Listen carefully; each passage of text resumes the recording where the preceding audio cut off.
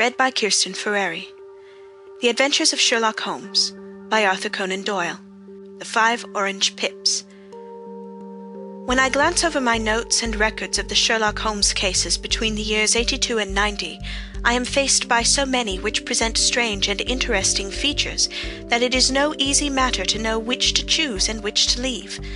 Some, however, have already gained publicity through the papers, and others have not offered a field for those peculiar qualities which my friend possessed in so high a degree, and which it is the object of these papers to illustrate. Some, too, have baffled his analytical skill, and would be as narratives beginning without an ending, while others have been but partially cleared up, and have their explanations founded rather upon conjecture and surmise than on that absolute logical proof which was so dear to him. There is, however, one of these last which was so remarkable in its details and so startling in its results that I am tempted to give some account of it, in spite of the fact that there are points in connection with it which have never been, and probably never will be, entirely cleared up. The year 87 furnished us with a long series of cases of greater or less interest, of which I retain the records. Among my headings under this one 12 months, I find an account of the adventure of the Paradol Chamber, of the Amateur Mendicant Society, who held a luxurious club in the lower vault of a furniture warehouse, of the facts connected with the loss of the British bark Sophie Anderson, of the singular adventures of the Grice Pattersons in the island of Ufa, and finally of the Camberwell poisoning case. In the latter, as may be remembered, Sherlock Holmes was able, by winding up the dead man's watch, to prove that it had been wound up 2 hours before, and that therefore the deceased had gone to bed within that time, a deduction which was of the greatest importance in clearing up the case. All these I may sketch out at some future date, but none of them present such singular features as the strange train of circumstances which I have now taken up my pen to describe. It was in the latter days of September, and the equinoctial gales had set in with exceptional violence. All day the wind had screamed, and the rain had beaten against the windows, so that even here in the heart of great handmade London we were forced to raise our minds for the instant from the routine of life, and to recognize the presence of those great elemental forces which shriek at mankind through the bars of his civilization, like untamed beasts in a cage. As evening drew in, the storm grew higher and louder, and the wind cried and sobbed like a child in the chimney. Sherlock Holmes sat moodily at one side of the fireplace, cross-indexing his records of crime, while I, at the other, was deep in one of Clark Russell's fine sea stories until the howl of the gale from without seemed to blend with the text, and the splash of the rain to lengthen out into the long swash of the sea waves. My wife was on a visit to her mother's, and for a few days I was a dweller once more in my old quarters at Baker Street. "Why," said I, glancing up at my companion, "that was surely the bell. Who could come up tonight? Some friend of yours, perhaps?" "Except yourself, I have none," he answered. "I do not encourage visitors." "A client, then?" "If so, it is a serious case. Nothing less would bring a man out on such a day and at such an hour. But I take it that it is more likely to be some crony of the landlady's." Sherlock Holmes was wrong in his conjecture, however, for there came a step in the passage and a tapping at the door. He stretched out his long arm to turn the lamp away from himself and towards the vacant chair upon which a newcomer must sit. "Come in," said he. The man who entered was young, some 22 at the outside, well-groomed and trimly clad, with something of refinement and delicacy in his bearing. The streaming umbrella which he held in his hand, and his long shining waterproof, told of the fierce weather through which he had come. He looked about him anxiously in the glare of the lamp, and I could see that his face was pale and his eyes heavy, like those of a man who is weighed down with some great anxiety. "I owe you an apology," he said, raising his golden pince-nez to his eyes. "I trust that I am not intruding. I fear that I have brought some traces of the storm and rain into your snug chamber." "Give me your coat and umbrella," said Holmes. "They may rest here on the hook, and will be dry presently. You have come up from the southwest, I see." "Yes, from Horsham." "That clay and chalk mixture which I see upon your toe-caps is quite distinctive." "I have come for advice." "That is easily got." "And help." "That is not always so easy." "I have heard of you, Mr. Holmes. I heard from Major Prendergast how you saved him in the Tankerville Club scandal. Ah, of course, he was wrongfully accused of cheating at cards. He said that you could solve anything. He said too much. That you are never beaten. I have been beaten 4 times, 3 times by men and once by a woman. But what is that compared with the number of your successes?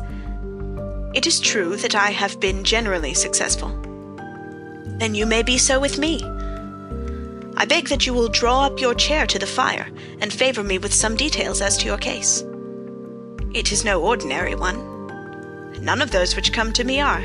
I am the last court of appeal.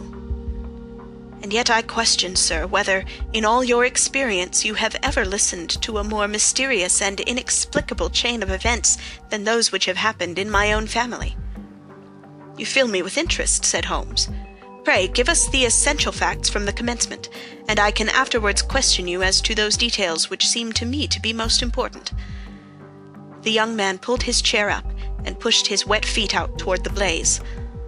My name, said he, is John Openshaw, but my own affairs have, as far as I can understand, little to do with this awful business. It is a hereditary matter, so in order to give you an idea of the facts, I must go back to the commencement of the affair. You must know that my grandfather had 2 sons, my uncle Elias and my father Joseph. My father had a small factory at Coventry, which he enlarged at the time of the invention of bicycling. He was a patentee of the Openshaw unbreakable tire, and his business met with such success that he was able to sell it and to retire upon a handsome competence. My uncle Elias emigrated to America when he was a young man, and became a painter in Florida, where he was reported to have done very well. At the time of the war he fought in Jackson's army, and afterwards under Hood, where he rose to be a colonel. When Lee laid down his arms, my uncle returned to his plantation, where he remained for 3 or 4 years. About 1869 or 1870 he came back to Europe, and took a small estate in Sussex near Horsham. He had made a very considerable fortune in the States, and his reason for leaving them was his aversion to the Negroes, and his dislike of the Republican policy in extending the franchise to them. He was a singular man, fierce and quick-tempered, very foul-mouthed when he was angry, and of a most retiring disposition. During all the years that he lived at Horsham, I doubt if he ever set foot in the town. He had a garden and 2 or 3 fields round his house, and there he would take his exercise, though very often for weeks on end he would never leave his room. He drank a great deal of brandy, and smoked very heavily, but he would see no society, and did not want any friends, not even his own brother. He didn't mind me. In fact, he took a fancy to me, for at the time when he saw me first I was a youngster of 12 or so. This would be in the year 1878, after he had been 8 or 9 years in England. He begged my father to let me live with him, and he was very kind to me in his way. When he was sober, he used to be fond of playing backgammon and draughts with me, and he would make me his representative both with the servants and with the tradespeople, so that by the time I was 16 I was quite master of the house. I kept all the keys and could go where I liked and do what I liked, so long as I did not disturb him in his privacy. There was one singular exception, however, for he had a single room, a lumber room up among the attics, which was invariably locked, and which he would never permit either me or anyone else to enter. With a boy's curiosity I have peeped through the keyhole, but I was never able to see more than such a collection of old trunks and bundles as would be expected in such a room. One day, it was March of 1883, a letter with a foreign stamp lay upon the table in front of the colonel's plate. It was not a common thing for him to receive letters, for his bills were all paid in ready money, and he had no friends of any sort. "From India," said he, as he took it up. "Pondicherry postmark. What can this be?" Opening it hurriedly, out there jumped 5 little dried orange pips, which pattered down upon his plate. I began to laugh at this, but the laugh was struck from my lips at the sight of his face. His lip had fallen, his eyes were protruding, his skin the color of putty, and he glared at the envelope which he still held in his trembling hand. "KKK!" he shrieked, and then, my God, my sins have overtaken me." "What is it, uncle?" I cried. "Death," said he. and rising from the table, he retired to his room, leaving me palpitating with horror. I took up the envelope and saw scrawled in red ink upon the inner flap, just above the gum, the letter K 3 times repeated. There was nothing else, save the 5 dried pips. What could be the reason of his overpowering terror? I left the breakfast table, and as I ascended the stair I met him coming down with an old rusty key, which must have belonged to the attic, in one hand, and a small brass box like a cash-box in the other. "They may do what they like, but I'll checkmate them still," said he with an oath. "Tell Mary that I shall want a fire in my room today, and send down to Fordham, the Horsham lawyer." I did as he ordered, and when the lawyer arrived I was asked to step up to the room. The fire was burning brightly, and in the grate there was a mass of black fluffy ashes, as of burned paper, while the brass box stood open and empty beside it. As I glanced at the box I noticed with a start that upon the lid was printed the treble K which I had read in the morning upon the envelope. "I wish you, John," said my uncle, "to witness my will. I leave my estate, with all its advantages and all its disadvantages, to my brother, your father, whence it will, no doubt, descend to you. If you can enjoy it in peace, well and good. If you find you cannot, take my advice, my boy, and leave it to your deadliest enemy. I am sorry to give you such a two-edged thing, but I can't say what turn things are going to take. Kindly sign the paper where Mr. Fordham shows you." I signed the paper as directed, and the lawyer took it away with him. The singular incident made, as you may think, the deepest impression upon me, and I pondered over it and turned it every way in my mind without being able to make anything of it. Yet I could not shake off the vague feeling of dread which it left behind, though the sensation grew less keen as the weeks passed and nothing happened to disturb the usual routine of our lives. I could see a change in my uncle, however. He drank more than ever, and he was less inclined for any sort of society. Most of his time he would spend in his room, with the door locked upon the inside, but sometimes he would emerge in a sort of drunken frenzy, and would burst out of the house and tear about the garden with a revolver in his hand, screaming out that he was afraid of no man, and that he was not to be cooped up like a sheep in a pen by man or devil. When these hot fits were over, however, he would rush tumultuously in at the door, and lock and bar it behind him, like a man who can brazen it out no longer against the terror which lies at the root of his soul. At such times I have seen his face, even on a cold day, glisten with moisture, as though it were new raised from a basin. Well, to come to an end of the matter, Mr. Holmes, and not to abuse your patience, there came a night when he made one of those drunken sallies from which he never came back. We found him, when we went to search for him, face downward in a little green-scummed pool, which lay at the foot of the garden. There was no sign of any violence, and the water was but 2 feet deep, so that the jury, having regard to his known eccentricity, brought in a verdict of suicide. But I, who knew how he winced from the very thought of death, had much ado to persuade myself that he had gone out of his way to meet it. The matter passed, however, and my father entered into possession of the estate and of some £14,000, which lay to his credit at the bank. "One moment," Holmes interposed. "Your statement is, I foresee, one of the most remarkable to which I have ever listened. Let me have the date of the reception by your uncle of the letter, and the date of his supposed suicide." "The letter arrived on March 10th, 1883. His death was 7 weeks later, upon the night of May 2nd. "Thank you. Pray proceed." "When my father took over the Horsham property, he, at my request, made a careful examination of the attic, which had been always locked up. We found the brass box there, although its contents had been destroyed. On the inside of the cover was a paper label, with the initials of KKK repeated upon it, and letters, memoranda, receipts, and a register written beneath. These, we presume, indicated the nature of the papers which had been destroyed by Colonel Openshaw. For the rest, there was nothing of much importance in the attic, save a great many scattered papers and notebooks bearing upon my uncle's life in America. Some of them were of the war-time, and showed that he had done his duty well, and had borne the repute of a brave soldier.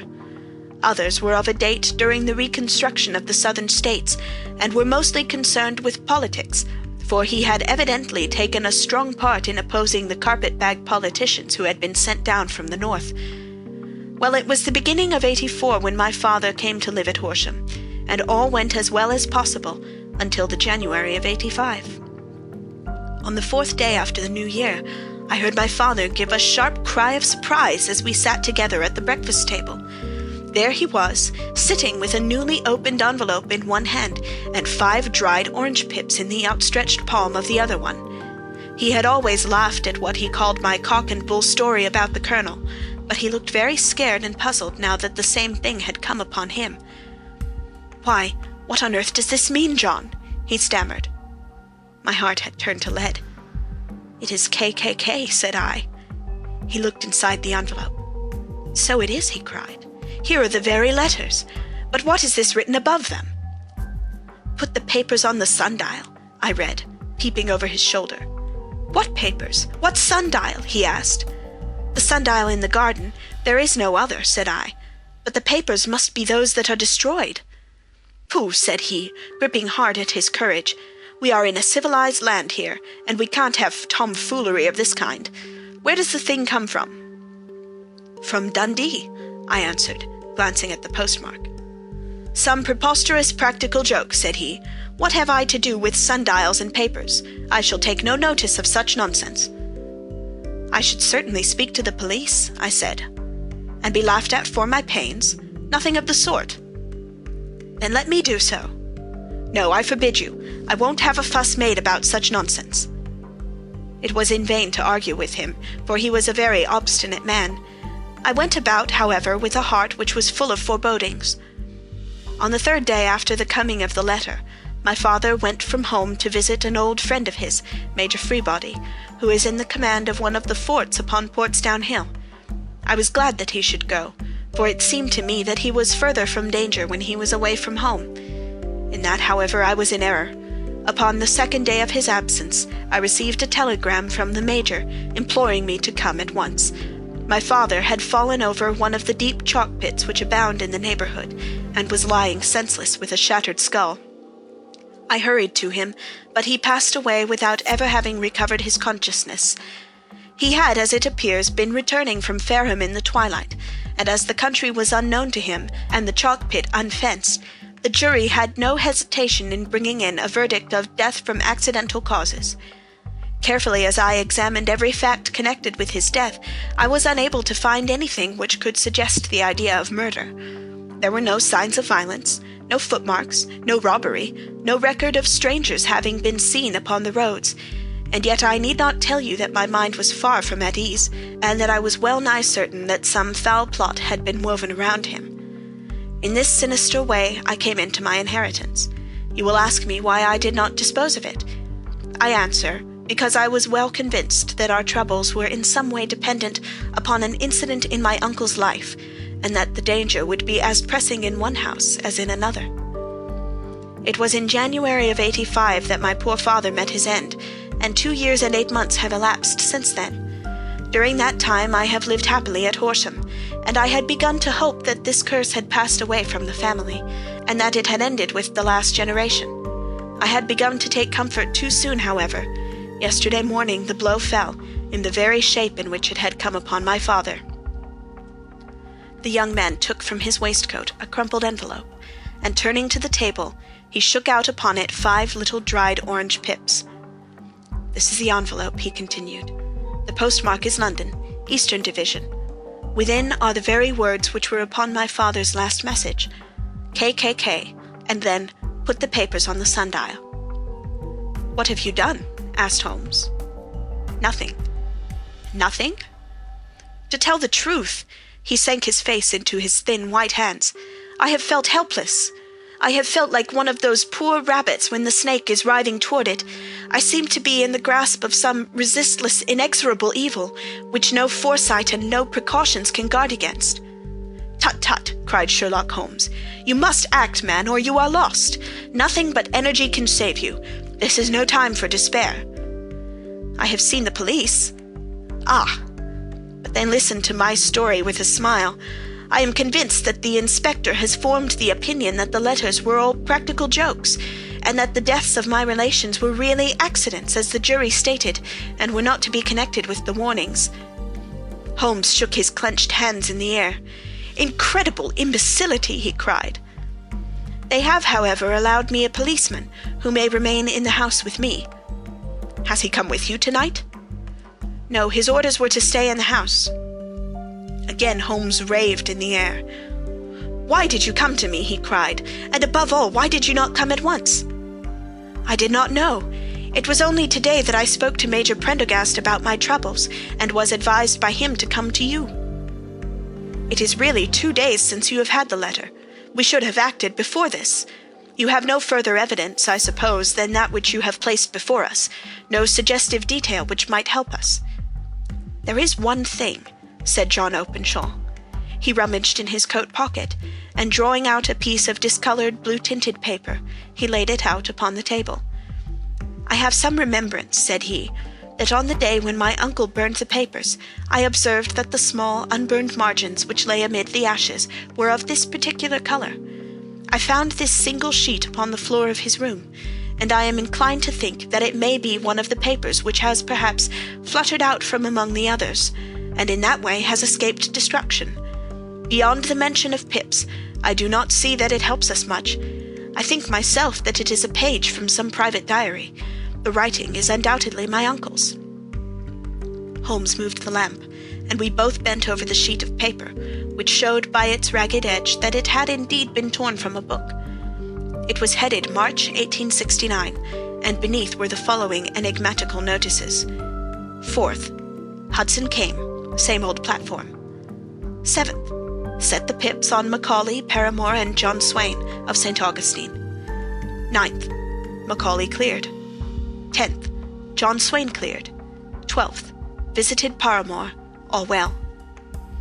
"Thank you," said Holmes, folding up the paper and returning it to our visitor. "And now you must on no account lose another instant. We cannot spare time even to discuss what you have told me. You must get home instantly and act." "What shall I do?" "There is but one thing to do. It must be done at once. You must put this piece of paper which you have shown us into the brass box which you have described. You must also put in a note to say that all the other papers were burned by your uncle, and that this is the only one which remains. You must assert that in such words as will carry conviction with them. Having done this, you must at once put the box out upon the sundial, as directed. Do you understand?" "Entirely." "Do not think of revenge or anything of that sort at present. I think that we may gain that by means of the law, but we have our web to weave, while theirs is already woven. The first consideration is to remove the pressing danger which threatens you. The second is to clear up the mystery and to punish the guilty parties." "I thank you," said the young man, rising and pulling on his overcoat. "You have given me fresh life and hope. I shall certainly do as you advise." "Do not lose an instant, and above all take care of yourself in the meanwhile, for I do not think that there can be a doubt that you are threatened by a very real and imminent danger. How do you go back?" "By train from Waterloo." "It is not yet 9. The streets will be crowded, so I trust that you may be in safety, and yet you cannot guard yourself too closely." "I am armed." "That is well. Tomorrow I shall set to work upon your case." "I shall see you at Horsham, then." "No, your secret lies in London. It is there that I shall seek it." "Then I shall call upon you in a day, or in 2 days, with news as to the box and the papers. I shall take your advice in every particular." He shook hands with us and took his leave. Outside the wind still screamed, and the rain splashed and pattered against the windows. This strange, wild story seemed to have come to us from amid the mad elements, blown in upon us like a sheet of seaweed in a gale, and now to have been reabsorbed by them once more. Sherlock Holmes sat for some time in silence, with his head sunk forward and his eyes bent upon the red glow of the fire. Then he lit his pipe, and leaning back in his chair he watched the blue smoke rings as they chased each other up to the ceiling. "I think, Watson," he remarked at last, "that of all our cases we have had none more fantastic than this." "Save perhaps the sign of 4. "Well, yes, save perhaps that. And yet this John Openshaw seems to me to be walking amid even greater perils than did the Sholtos." "But have you," I asked, "formed any definite conception as to what these perils are?" "There can be no question as to their nature," he answered. Then what are they? Who is this KKK, and why does he pursue this unhappy family?" Sherlock Holmes closed his eyes and placed his elbows upon the arms of his chair, with his fingertips together. "The ideal reasoner," he remarked, "would, when he had once been shown a single fact in all its bearings, deduce from it not only all the chain of events which led up to it, but also all the results which would follow from it. As Cuvier could correctly describe a whole animal by the contemplation of a single bone, so the observer who has thoroughly understood one link in a series of incidents should be able to accurately state all the other ones, both before and after. We have not yet grasped the results which the reason alone can attain to. Problems may be solved in the study which have baffled all those who have sought a solution by the aid of their senses. To carry the art, however, to its highest pitch, it is necessary that the reasoner should be able to utilize all the facts which have come to his knowledge, and this in itself implies, as you will readily see, a possession of all knowledge, which even in these days of free education and encyclopedias is a somewhat rare accomplishment. It is not so impossible, however, that a man should possess all knowledge which is likely to be useful to him in his work, and this I have endeavored in my case to do. If I remember rightly, you on one occasion, in the early days of our friendship, defined my limits in a very precise fashion." "Yes," I answered, laughing. "It was a singular document. Philosophy, astronomy, and politics were marked at 0, I remember. Botany variable, geology profound as regards the mud stains from any region within 50 miles of town, chemistry eccentric, anatomy unsystematic, sensational literature and crime records unique, violin player, boxer, swordsman, lawyer, and self-poisoner by cocaine and tobacco. Those, I think, were the main points of my analysis." Holmes grinned at the last item. "Well," he said, "I say now, as I said then, that a man should keep his little brain attic stocked with all the furniture that he is likely to use, and the rest he can put away in the lumber room of his library, where he can get at it if he wants it. Now for such a case as the one which has been submitted to us tonight, we need certainly to muster all our resources. Kindly hand me down the letter K of the American Encyclopedia which stands upon the shelf beside you. Thank you. Now let us consider the situation and see what may be deduced from it. In the first place, we may start with a strong presumption that Colonel Openshaw had some very strong reason for leaving America. Men at his time of life do not change all their habits and exchange willingly the charming climate of Florida for the lonely life of an English provincial town. His extreme love of solitude in England suggests the idea that he was in fear of something or someone, so we may assume as a working hypothesis that it was fear of someone or something which drove him from America. As to what it was he feared, we can only deduce that by considering the formidable letters which were received by himself and his successors. Did you remark the postmarks of those letters? The first was from Pondicherry, the second from Dundee, and the third from London. From East London.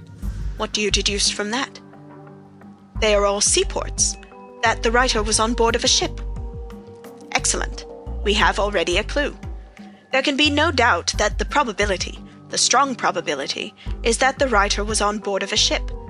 And now let us consider another point. In the case of Pondicherry, 7 weeks elapsed between the threat and its fulfillments. In Dundee it was only some 3 or 4 days. Does that suggest anything? A greater distance to travel? But the letter also had a greater distance to come. Then I do not see the point. There is at least a presumption that the vessel in which the man or men are is a sailing ship.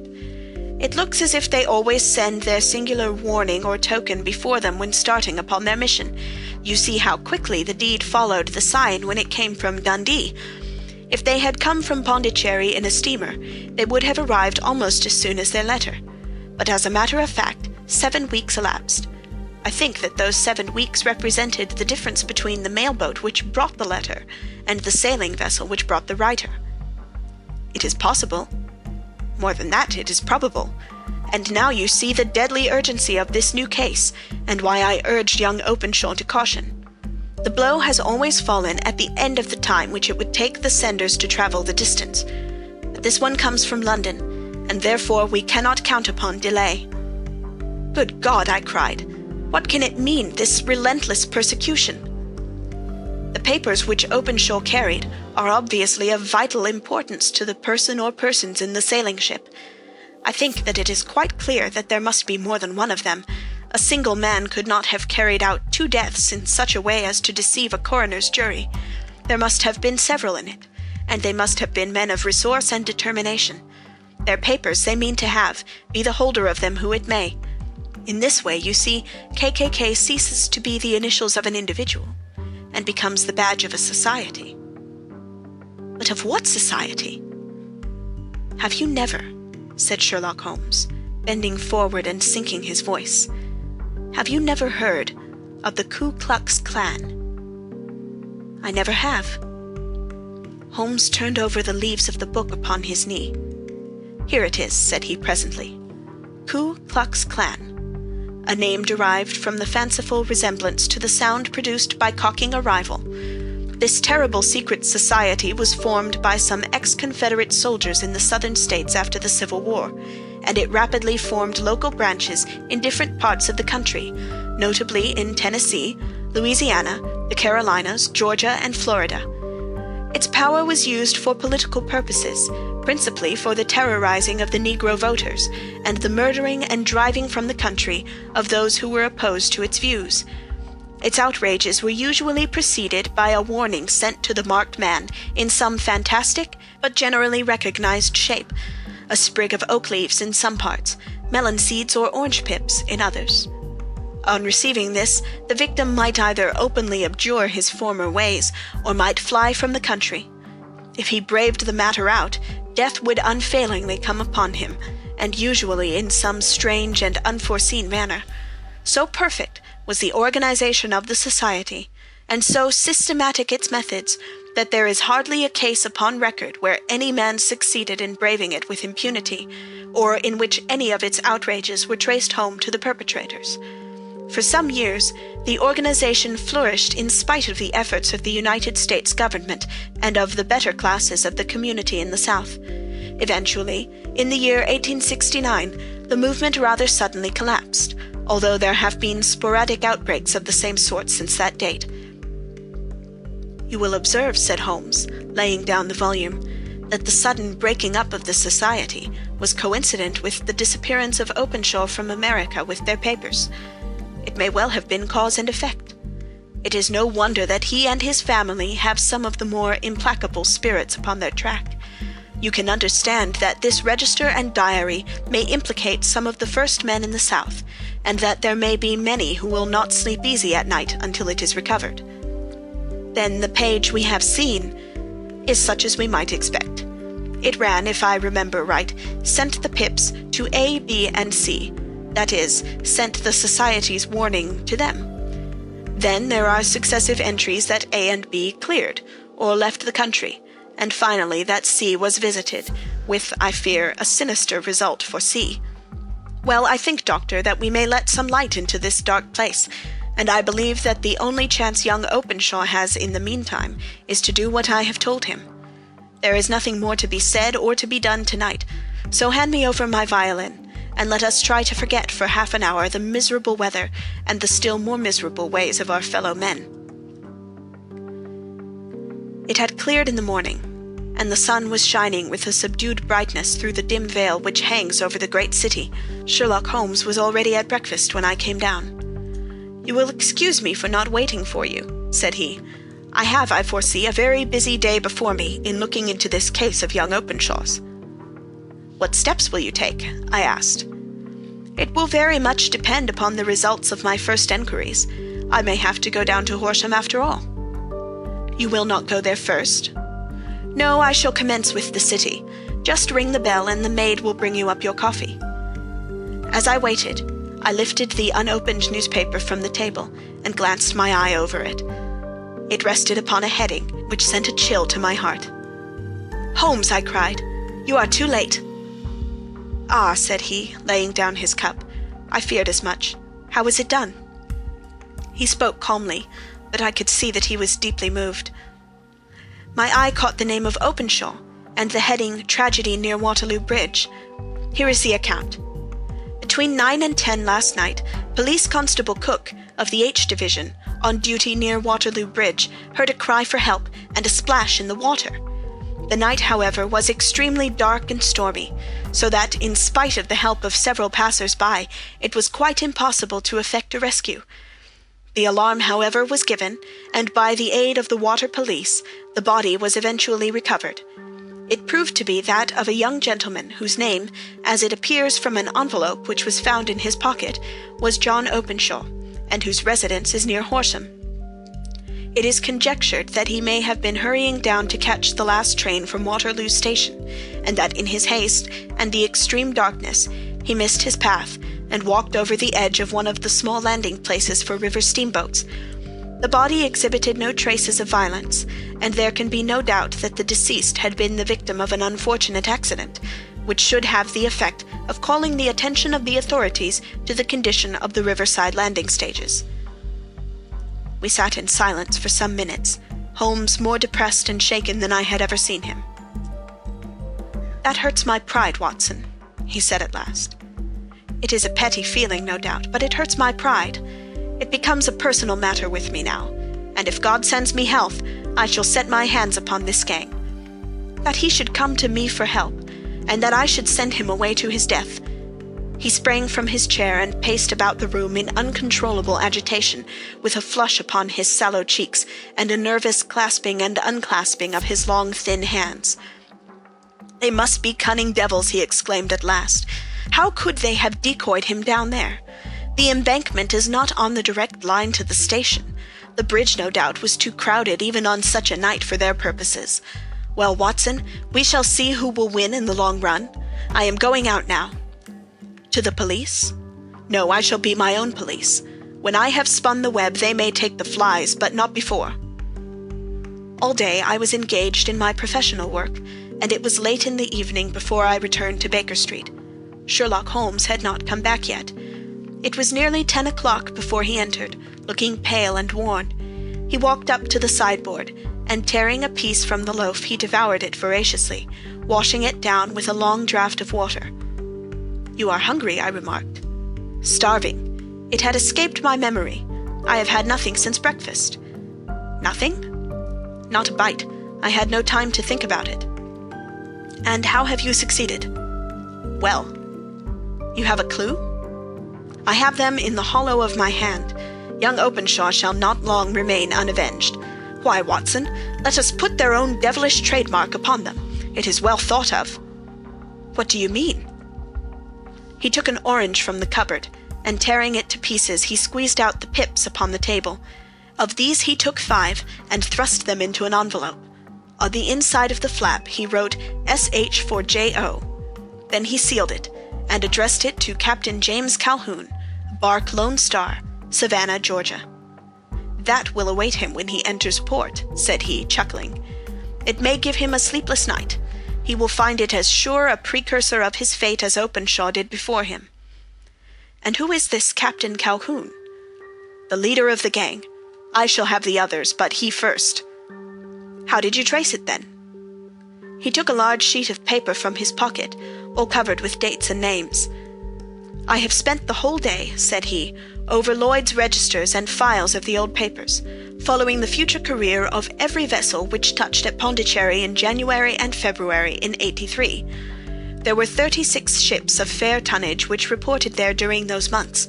Of these, one, the Lone Star, instantly attracted my attention, since, although it was reported as having cleared from London, the name is that which is given to one of the states of the Union. Texas, I think. I was not and am not sure which, but I know that the ship must have an American origin." "What then?" "I searched the Dundee records, and when I found that the bark Lone Star was there in January of '85, my suspicion became a certainty. I then inquired as to the vessels which lay at present in the port of London." "Yes?" "The Lone Star had arrived here last week. I went down to the Albert Dock, and found that she had been taken down the river by the early tide this morning, homeward bound to Savannah. I wired to Gravesend, and learned that she had passed some time ago, and as the wind is easterly, I have no doubt that she is now past the Goodwins, and not very far from the Isle of Wight." "What will you do, then?" Oh, I have my hand upon him. He and the 2 mates are, as I learn, the only native-born Americans in the ship. The others are Finns and Germans. I know also that they were all 3 away from the ship last night. I had it from the stevedore who has been loading their cargo. By the time that their sailing ship reaches Savannah, the mailboat will have carried this letter, and the cable will have informed the police of Savannah that these 3 gentlemen are badly wanted here upon a charge of murder. There is a flaw, however, in the best laid of human plans, and the murderers of John Openshaw were never to receive the orange pips, which would show them that another, as cunning and as resolute as themselves, was upon their track. Very long and very severe were the equinoctial gales that year.